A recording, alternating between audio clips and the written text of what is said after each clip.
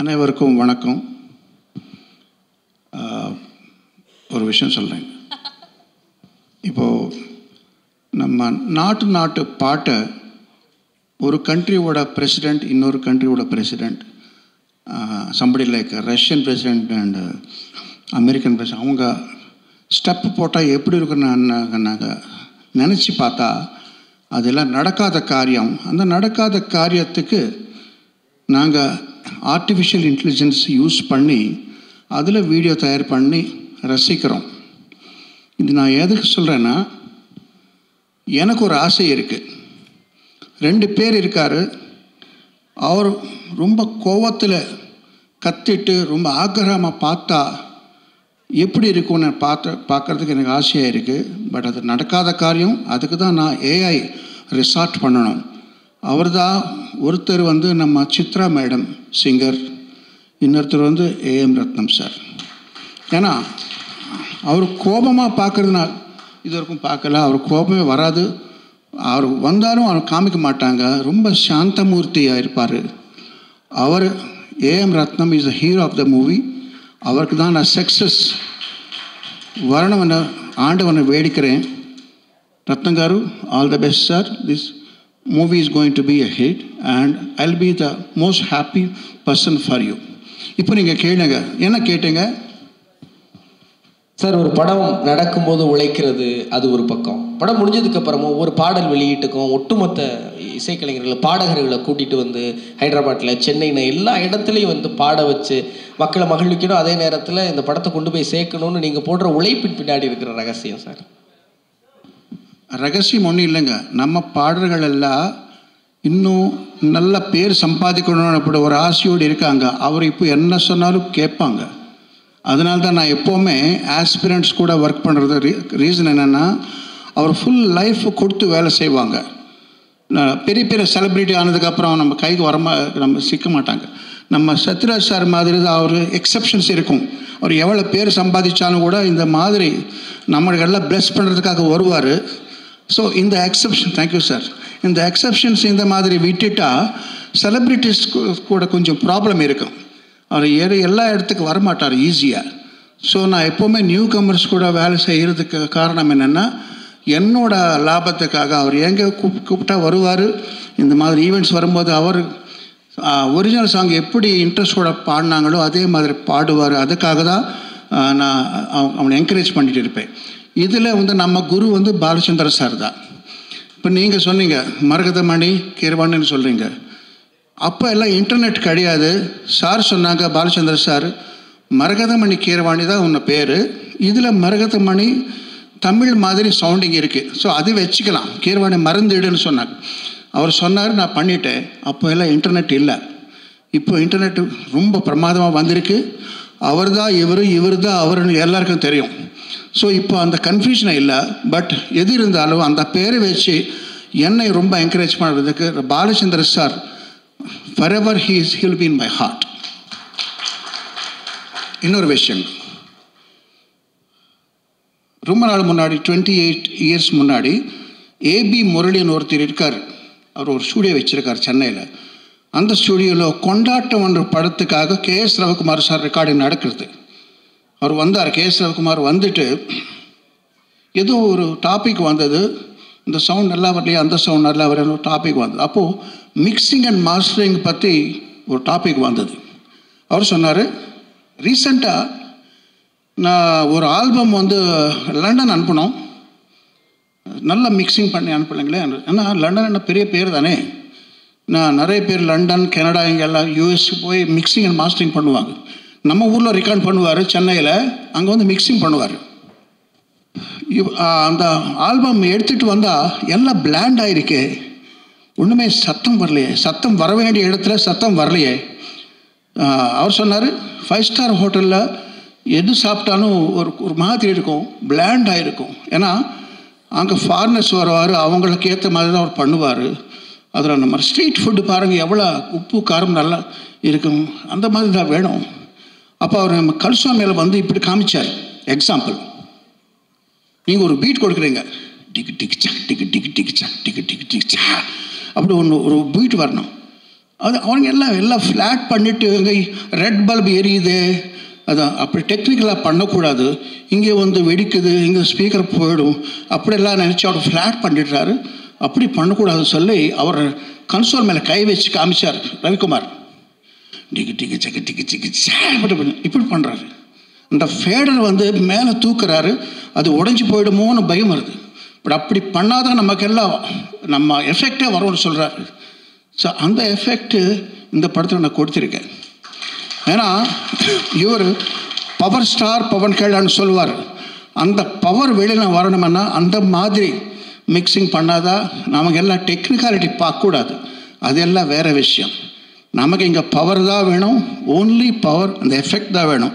அந்த எண்ணத்தோடு நான் ஒர்க் பண்ண படம் இது. முக்கியமான விஷயம் என்னென்னா, நான் நல்லா பண்ணேன் சொல்கிறார். நல்லா பண்ணுறது ஒரு விஷயம், நல்லா பண்ண விடுறது ஒரு விஷயம். ஸோ அதுதான் டைரக்டர். ஒரு கை நல்லா பண்ணுறது, நல்லா பண்ண விடுறது இன்னொரு கை, ரெண்டு கை சேர்த்தா தான் கைத்தட்டல் வரும், சத்தமே வரும். Jyothi, thank you for allow me to do whatever I wanted to do. So இந்த படம் நல்லா சக்ஸஸ் ஆகி நம்ம ரத்னம் சாருக்கு நல்ல பேர், நம்ம பணம் கூட எடுத்துகிட்டு வரணும்னு நான் ஆசைப்படுறேன். எல்லாருக்கும் வணக்கம், நன்றி. Thank you sir. AM Ratnam sir, இந்த பேருக்கு ஒரு வைப்ரேஷன் உண்டு. மிகப்பெரிய சூப்பர் ஸ்டார், மிகப்பெரிய நடிகர்கள் படத்தில் நடிக்கும் பொழுது என்ன கிளாப்ஸ் வருமோ, ஏஎம் ரத்னம் அப்படிங்கிற ஒரு பேர் வரும்போது தமிழ்நாட்டோட பட்டி தொட்டியில் எல்லாம், தமிழ்நாடு இல்லை ஆந்திரா, தமிழ்நாடு ஆந்திரா ரெண்டு இடத்துலையும் பட்டி தொட்டி வரைக்கும் அந்த பேருக்கு வந்து மிகப்பெரிய கைத்தட்டல் இருக்கும். ஏதோ 1-2 சம்பவம் பண்ணிட்டு வந்த தயாரிப்பாளர் கிடையாது, பண்ணது அத்தனையுமே சம்பவம் தான். ஒரு 30 வருஷத்துக்கு முன்னாடி இந்தியன், நம்மளால் யோசிச்சு கூட பார்க்க முடியலை, இந்தியன் படத்தோட தயாரிப்பாளர் வெறுமனே பல கோடி ரூபா பணத்தை எடுத்துகிட்டு வந்து படம் பண்ணவர் கிடையாது. உழைச்சி சார் சொல்லியிருக்காங்க நிறையா, உழைச்சி மேலே வந்து ஒரு இந்தியன் மாதிரி ஒரு படம் பண்ணணும்னா அதுக்கு வந்து எவ்வளோ பெரிய தைரியம் வேணும், அதை தாண்டி சினிமா மேலே எவ்வளோ பெரிய காதல் இருக்கணும் அப்படிங்கிறது வந்து ரொம்ப முக்கியமானது. இந்தியன் ஆகட்டும், கிட்டத்தட்ட சொல்லிகிட்டே போகலாம், உள்ள அத்தனை படங்களுமே தமிழ்நாட்டோட பிளாக் பஸ்டர், தமிழ்நாட்டோட சினிமாவோட ஹிஸ்ட்ரியை மாற்றி எழுதுனதில் வந்து ஏஎம் ரத்னம் சாரோட பங்கு பெரிய பங்கு அப்படின்னு நினைக்கிறேன்.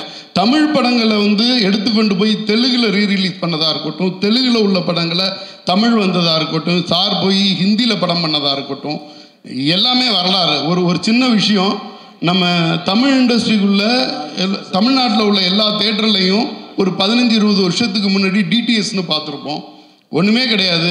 வேற ஒரு டெக்னாலஜி வர வேண்டிய நேரத்தில் ரத்னம் சாருக்கு டிடிஎஸோட சவுண்ட் பிடிச்சிருந்துருக்கு, அவ்வளோதான். தமிழ்நாட்டோட எல்லா தேட்டருங்களும் டிடிஎஸ் வந்து இன்ஸ்டால் பண்ண வேண்டியதாகிடுச்சு. என்ன காரணம்னா, சாரோட பெரும்பகுதியான படங்கள் டிடிஎஸில் வெளியாக ஆட்டோமேட்டிக்காக தேட்டர் எல்லாமே வந்து டிடிஎஸ் முறைக்கு மாறி இருக்காங்கன்னா, அப்போ சினிமாவில் ரத்னம் சாருக்கு இருந்த ஹோல்டு என்னவா இருக்கும் அப்படிங்கிறது நம்ம எல்லாருக்குமே தெரியும். மூத்த பத்திரிகையாளர்கள் அத்தனை பேருக்கும் தெரியும். கண்டிப்பாக புதுசாக வந்தவங்களுக்காக தான் இதை நான் சொல்லிக்கிட்டு இருக்கேன். எனக்கெல்லாம் ஒரு மிகப்பெரிய வாய்ப்பு, சினிமாவை பற்றி கொஞ்சமாச்சும் தெரிஞ்சுக்க முடிஞ்சிச்சுன்னா ரத்னம் சாருங்கிற ஒரு யூனிவர்சிட்டியில் நான் எனக்கெல்லாம் பக்கத்தில் இருந்து பார்க்குறதுக்கான வாய்ப்பு கிடச்சிச்சு. என்னோடய குருநாதர் எம் செண்பகமூர்த்தி சார் அங்கே ஒர்க் பண்ணிகிட்டு இருக்கும்போது நான் அங்கே வந்து டிஸ்ட்ரிபியூஷன் மேனேஜராக ஒர்க் பண்ணியிருக்கேன். மிகப்பெரிய அனுபவத்தை அங்கேருந்து கிடைக்க முடிஞ்சிச்சு. மிகப்பெரிய பிரமிப்போடையே சாரோட ஒவ்வொரு நடவடிக்கையும் பக்கத்தில் இருந்து பார்க்க முடிஞ்சிச்சு. என்ன சொல்கிறது, இப்போ என்ன ஒரு 7G ரெயின்போ காலனியோட ஸ்கிரிப்டை எடுத்து அப்படியே படிக்க சொல்லுவாங்க. நான் எந்த வேகத்தில் தமிழில் அதை படிக்கிறேனோ அதே வேகத்தில் அதை வந்து தெலுங்கில் ட்ரான்ஸ்ஃபர் பண்ணிக்கிட்டு இருப்பாங்க சாரு. நான் படிக்கும்போதே வந்து இடையில வந்து ஒரு மாதிரியான எமோஷனுக்கு சிரிப்பு வந்துடும், இது வந்துடும், அதையெல்லாம் கவனிச்சுக்கிட்டே எழுதிக்கிட்டு இருப்பாங்க. படத்தோட எமோஷன் என்னவோ அதே எமோஷனில் படிடா அப்படின்னு சொல்லிட்டு அதை அப்படியே தெலுங்கில் எழுதிட்டு இருப்பாங்க. ஒரு மிகப்பெரிய பிரமிக்கத்தக்க ஆளுமை. சார் வந்து என்னென்னா வெறும் தயாரிப்பாளராக ஒரு ப்ராஜெக்டை அசம்பிள் பண்ணுற ஆள் கிடையாது. அதை தாண்டி அந்த ப்ராஜெக்டோட இன்வால்மெண்ட்டாக ஒரு சக கலைஞனாக உள்ளே உட்காந்து ஒர்க் பண்ணக்கூடிய ஒருத்தர்.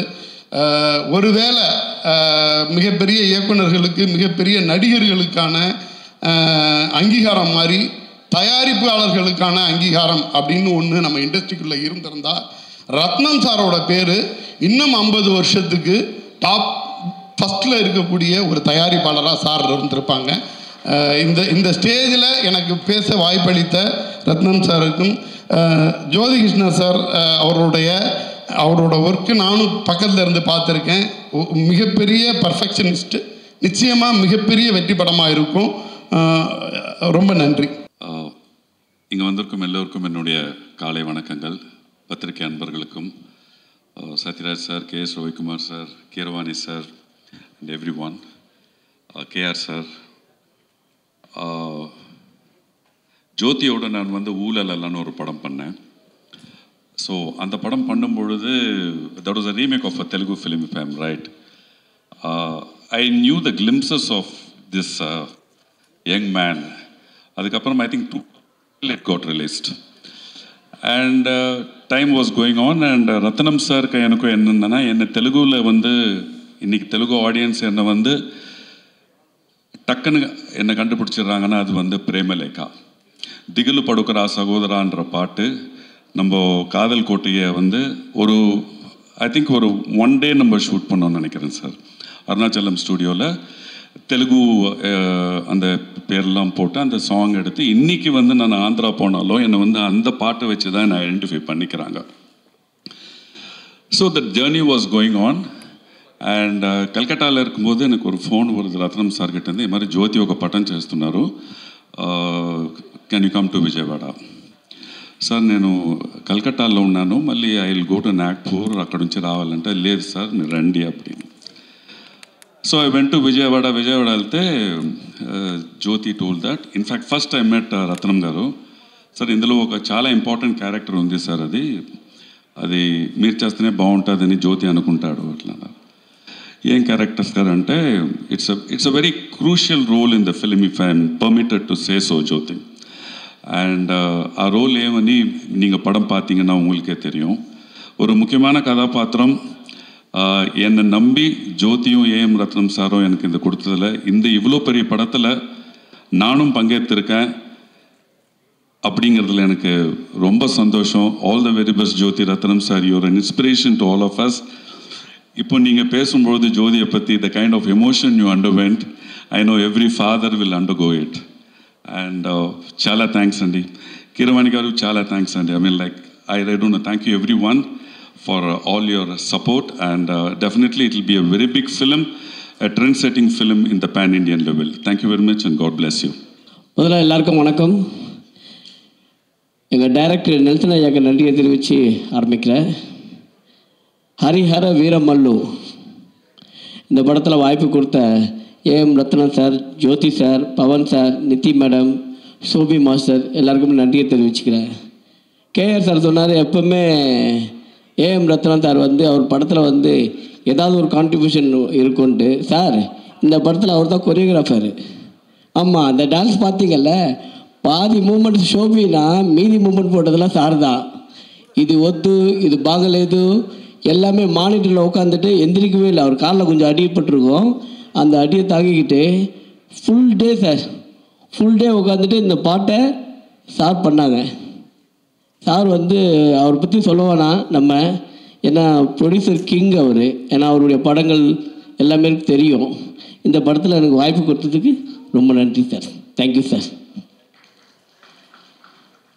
இந்த படத்தில் ஒரு முக்கியமான பாடல் காட்சியில் அண்ணன் தோன்றாங்க அப்படிங்கிறது ரோலாக இருந்தாலும் அவன் வந்து போஸ்ட் ப்ரொடக்ஷன்.